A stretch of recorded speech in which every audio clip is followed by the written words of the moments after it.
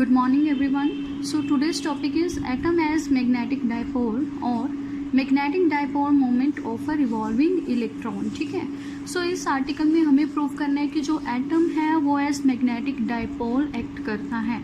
Means atom के पास भी दो पोल्स होंगे, नॉर्थ एंड साउथ पोल, तो इसीलिए हम इसे क्या बोल सकते हैं, magnetic dipole. Di means two end poles. ठीक है. और अगर एटम एक मैग्नेटिक डाइपोल होगा तो उसके पास क्या होगा, मैग्नेटिक मोमेंट या फिर मैग्नेटिक डाइपोल मोमेंट. सो हम एक्सप्रेशन फाइंड करेंगे फिर magnetic dipole moment of electron का जो एटम में रिवॉल्व करता है अराउंड न्यूक्लियस. ठीक है. So first theory, in an atom electrons revolve in circular orbits around the nucleus. So किसी भी एटम में जो इलेक्ट्रॉन्स होते हैं वो रिवॉल्व करते हैं अराउंड न्यूक्लियस. कैसे रिवॉल्व करती है, सर्कुलर ऑर्बिट्स में. ठीक है. सो हमें पता है यूनिट 2 में हम कर चुके हैं कि फ्लो ऑफ इलेक्ट्रॉन्स या फ्लो ऑफ चार्जेस क्या प्रोड्यूस करता है, करंट. सो यही मोशन ऑफ इलेक्ट्रॉन्स क्या प्रोड्यूस करेगा, current. So the motion of electrons in an orbit produces current. So atom कैसे बिहेव करेगा, एक करंट कैरिंग कॉइल की तरह. Hence atom behaves like a current carrying coil. और हम कर चुके हैं कि कोई भी करंट कैरिंग कॉइल जो है वो कैसे बिहेव करेगी, मैग्नेटिक डाइपोल की तरह. सो हियर जो एटम है वो कैसे बिहेव करेगा, मैग्नेटिक डाइपोल की तरह. Thus it behaves like a magnetic dipole. ठीक है. सो अगर atom as magnetic dipole behave करेगा तो उसके पास क्या होगा, मैग्नेटिक मोमेंट होगा. तो उसे अब हम कैलकुलेट करेंगे. So let us consider an electron moving in an anti-clockwise direction with velocity v around the nucleus in an orbit. ठीक है. So हम कंसीडर करेंगे कि हमारे पास एटम है, एटम के सेंटर में क्या होता है, न्यूक्लियस. सो इसके अराउंड सर्कुलर ऑर्बिट में जो इलेक्ट्रॉन है वो रिवॉल्व कर रहा है एंटी क्लॉकवाइज डायरेक्शन में. सो अगर electron with velocity v anti clockwise direction में रिवॉल्व कर रहा है तो करंट की डायरेक्शन क्या होती है, opposite to the motion of electron. So current कैसे होगा, क्लॉकवाइज. ठीक है. सो इस ऑर्बिट में अब करंट कैसे है, क्लॉकवाइज. सो ये करंट कैरिंग कॉइल है और करंट कैरिंग कॉइल हमें पता है कैसे बिहेव करती है, मैग्नेटिक डाइपोल की तरह. ठीक है. सो अब हम इसका मैग्नेटिक डाइपोल मोमेंट लिखेंगे और जो फॉर्मूला हम कर चुके हैं कि करंट कैरिंग कॉइल का मैग्नेटिक डाइपोल मोमेंट क्या होता है, current into area. So magnetic moment of electron m is equal to current into area. तो हम करंट एंड एरिया की वैल्यूज फाइंड करेंगे एंड इस इक्वेशन में पुट कर देंगे. So let this be equation number 1. So current through the orbit. ठीक है. हमें पता है करंट का फॉर्मूला क्या होता है, charge by time. And orbit में कौन सा चार्ज फ्लो कर रहा है, electron. So E by time आ जाएगा. So let this be equation 2. अब हम टाइम की वैल्यू फाइंड करेंगे और इस इक्वेशन में पुट करेंगे और करंट की वैल्यू आ जाएगी. सो टाइम पीरियड t, हमें पता है टाइम का फॉर्मूला क्या होता है, distance by speed. So time period क्या होगा, डिस्टेंस बाय स्पीड. अब देखो इलेक्ट्रॉन कैसे रिवॉल्व कर रहा है, ऑर्बिट में. ऑर्बिट क्या है, सर्कुलर, मीन्स इस आउटर एरिया में ही रिवॉल्व कर रहा है. मीन्स सर्कमफ्रेंस ऑफ सर्कल हो जाएगा डिस्टेंस. सो डिस्टेंस क्या लिखेंगे हम, circumference of circle which is 2 pi r. r हम मान लेंगे रेडियस है सर्कुलर कॉइल का. इलेक्ट्रॉन किस वेलोसिटी से ट्रेवल कर रहा है या किस स्पीड से ट्रेवल कर रहा है, v से. सो टाइम क्या होता है, डिस्टेंस बाय स्पीड. सो हम यहाँ लिख देंगे 2 पाई r बाय v. ठीक है. सो ये वैल्यू टाइम की अब हम यहाँ पुट करेंगे. सो करंट क्या आ जाएगा, e बाय टाइम की value 2 pi r by v. So हमारे पास यहाँ से करंट आ जाएगा e v by 2 pi r. So let this be equation number 3. अब करंट की वैल्यू है हमारे पास, करंट इनटू एरिया क्या होता है, मैग्नेटिक मोमेंट. सो अब हम एरिया फाइंड करेंगे. Also area of the orbit. अब जो ऑर्बिट है वो सर्कुलर है तो सर्कल का एरिया क्या होता है, pi r square. So area is equal to pi r square. Let this be equation number 4. अब हम क्या करेंगे, इक्वेशन 3 में से करंट की वैल्यू एंड इक्वेशन 4 में से एरिया की वैल्यू पुट करेंगे इन इक्वेशन 1 जो है हमारे पास, m is equal to I into A. So I की वैल्यू है E V by 2 pi R, A की वैल्यू है pi r square. So cancel करने के बाद m आएगा हमारे पास E V R by 2. Let this be equation number 5. ठीक है. सो नाउ इलेक्ट्रॉन क्या कर रहा है, रिवॉल्व कर रहा है किसके अराउंड, न्यूक्लियस के अराउंड. कैसी डायरेक्शन में, एंटी क्लॉकवाइज डायरेक्शन में. मीन्स इलेक्ट्रॉन कौन सा मोशन कर रहा है, सर्कुलर मोशन. सो किसी भी पार्टिकल के पास जब सर्कुलर मोशन होता है तो उसके पास क्या होता है, एंगुलर मोमेंटम. सो अब हम उसे लिखेंगे.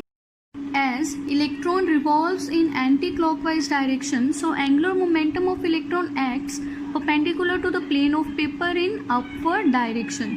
दस एंगुलर मोमेंटम का फॉर्मूला हम कर चुके हैं. It's symbol is L is equal to mvr, mass of the particle, velocity of the particle and radius of the circular orbit. ठीक है, सो ये मैग्नीट्यूड में मैंने लिखा है. हम यहाँ से क्या करेंगे, वी आर की वैल्यू फाइंड कर लेंगे. सो v इंटू आर किसके इक्वल आ जाएगा, L by m. So let this be equation 6. ये वैल्यू क्यों फाइंड करेंगे हम, इस फॉर्मूले को सिंपल बनाने के लिए. हम देखो वी आर की वैल्यू फाइंड कर चुके हैं L से. वी आर की वैल्यू आ रही है L बाय एम. सो अब हम इसे रिप्लेस कर देंगे यहाँ पे. So put this value in equation 5. We get, so m is equal to e by 2 L by m. मैंने वी आर की वैल्यू यहाँ पुट कर दी है. सो सी ये क्या बन जाएगा, m is equal to e L by 2m. Let this be equation number 7. सो ये है मैग्नेटिक मोमेंट का मैग्नीट्यूड. बट अगर हम इसकी वेक्टर फॉर्म बनाए तो वेक्टर फॉर्म बनाने के लिए हम क्या करेंगे, इलेक्ट्रॉन के चार्ज का साइन लगा देंगे. Since electron is negatively charge, so m vector क्या आएगा, m vector is equal to minus e L vector by 2m. ठीक है, सो ये लास्ट में भी हम लिखेंगे बट मैंने यहाँ आपको क्लियर कर दिया है. इसका मतलब क्या है कि जो मैग्नेटिक मूवमेंट है उसकी डायरेक्शन एंगुलर मोमेंटम के ऑपोजिट होगी. नेगेटिव साइन यहाँ ये इंडिकेट कर रहा है. सो अब हम क्या करेंगे, हम इस L को इलिमिनेट करेंगे. कैसे, बोहर्स मॉडल की क्वांटाइजेशन को यूज करने के बाद. So according to Bohr's quantization of angular momentum, ठीक है, बोहर की क्वांटाइजेशन के अकॉर्डिंगली जो एंगुलर मोमेंटम है वो किसके इक्वल होता है, NH बार. ठीक है, एंड H बार की वैल्यू होती है हमारे पास h by 2 pi, where H is Planck's constant. So L क्या आ जाएगा, L is equal to NH by 2 pi. So ये वैल्यू अब हम पुट करेंगे इक्वेशन 7 में. देयरफॉर इक्वेशन 7 जो है हमारे पास m is equal to e L by 2m. L की वैल्यू पुट करेंगे तो क्या आएगा, E by 2m as it is.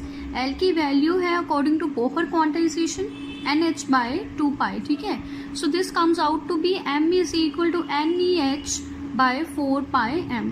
सो अब देखो यहाँ इस इक्वेशन में कांस्टेंट क्या क्या है, E charge on electron is constant, Planck's constant already constant है, 4 इज द नंबर तो constant, pi constant, mass of electron is constant. ठीक है, सो हम इस पूरी वैल्यू को एक कांस्टेंट डिफाइन कर देंगे. वो क्या है, m is equal to n as it is रहेगा. सो ये पूरी वैल्यू को हम क्या लिख देंगे, म्यू बी. ठीक है, where mu B is equal to e h by 4 pi m, जिसे हम बोलते हैं बोहर मैग्नेटन. ठीक है, सो ये है हमारे पास result of magnetic moment, m is equal to n mu B. So अब हम for hydrogen atom magnetic moment की वैल्यू को फाइंड करेंगे. ठीक है, since for hydrogen atom n is equal to 1. n क्या है, नंबर ऑफ शेल्स या नंबर ऑफ ऑर्बिट्स, ये किसके इक्वल है, 1. सो सी यहाँ पे हम n को 0 नहीं ले सकते. सिंस हाइड्रोजन के पास एक इलेक्ट्रॉन तो है और वो किस ऑर्बिट में रिवॉल्व करेगा, किसी भी ऑर्बिट में रिवॉल्व कर सकता है. मीन्स n की मिनिमम वैल्यू क्या हो सकती है, 1. यहाँ पे हम 0 नहीं लेंगे. सो m की वैल्यू क्या आ जाएगी, m का फॉर्मूला है n into mu B. So n को जब हम 1 लेंगे तो m is equal to mu B आ जाएगा. इसका मतलब क्या है, हाइड्रोजन एटम के फर्स्ट ऑर्बिट में इतना मैग्नेटिक मोमेंट होगा. ठीक है, which is the least value of magnetic moment of electron in first orbit. ठीक है, सो इसकी वैल्यू क्या होती है, 9.27 into 10 raise to power minus 24. और मैग्नेटिक मोमेंट के यूनिट्स क्या है, ampere metre square. So question आ जाता है कि नेचर में least value of magnetic moment कितनी हो सकती है, तो वो है ये value.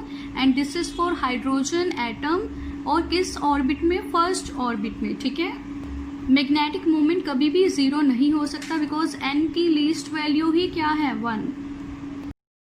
Now again writing it in vector form, जो मैंने आपको ऑलरेडी बता दी है, m vector is equal to minus e L vector by 2m. ठीक है, तो ये है इसकी वेक्टर फॉर्म. यहाँ पे नेगेटिव साइन क्या इंडिकेट कर रहा है, negative sign indicates that directions of magnetic moment and angular momentum is opposite to each other. Means ये दोनों एक दूसरे के कैसे एक्ट कर रहे हैं, ऑपोजिटली. ठीक है, सो सी हियर, जैसे मैंने एंगुलर मोमेंटम की डायरेक्शन इस आर्टिकल में डिफाइन की थी, it is perpendicular to the plane of paper and upward direction है, तो इसकी डायरेक्शन अपवर्ड है. तो मैग्नेटिक मोमेंट की डायरेक्शन क्या है, इसके ऑपोजिट. सो सी मैंने मैग्नेटिक मोमेंट की डायरेक्शन डाउनवर्ड ली है, m वेक्टर. ठीक है, मैग्नेटिक मोमेंट के डायरेक्शन फाइंड करने का अनदर मेथड भी है हमारे पास। हमें पता है मैग्नेटिक मोमेंट की डायरेक्शन होती है साउथ टू नॉर्थ पोल, ठीक है। सो इस कॉइल में जिस फेस में करंट क्लॉकवाइज है वो फेस क्या एक्ट कर रहा है, साउथ पोल।